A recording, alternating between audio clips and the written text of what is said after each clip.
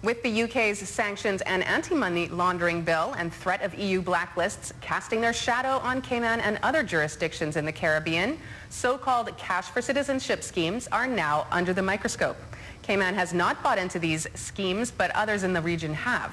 Tonight, Cayman 27's Caroline James takes a closer look at the growing trend of cash for citizenship. The Caribbean is at the heart of the citizenship by investment industry.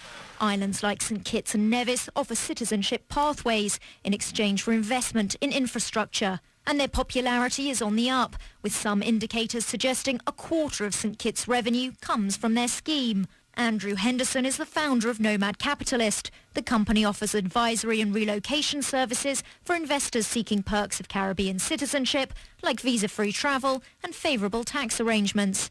I think the Caribbean remains the best value in terms of being left alone, visa-free travel.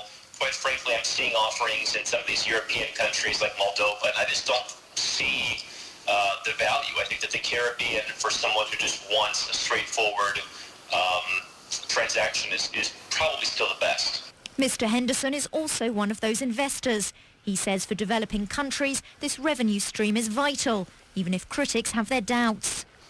There's a certain vulgarity in some people's mind about it, but I think these are countries that need money, that want money. St. Vincent and the Grenadines is the last sovereign country in the region who doesn't have it, and they're probably about to have it because they're saying we're missing out on so much money that could be used to build airports, build roads, build schools, build our country, bring tourists here.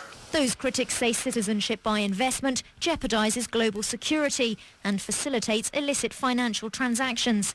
And Cayman has so far resisted the allure. The Caymans have residency options. The Caymans have decided we're going to be the highbrow place in the Caribbean. We're going to be to not cheapen our brand, and they've done very well with that.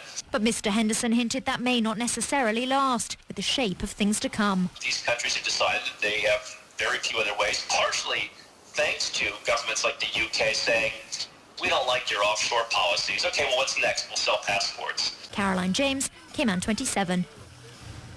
Mr. Henderson says having gone through the process himself, it requires thorough and rigorous due diligence. He said the schemes were robust enough to make sure all successful applicants were above board.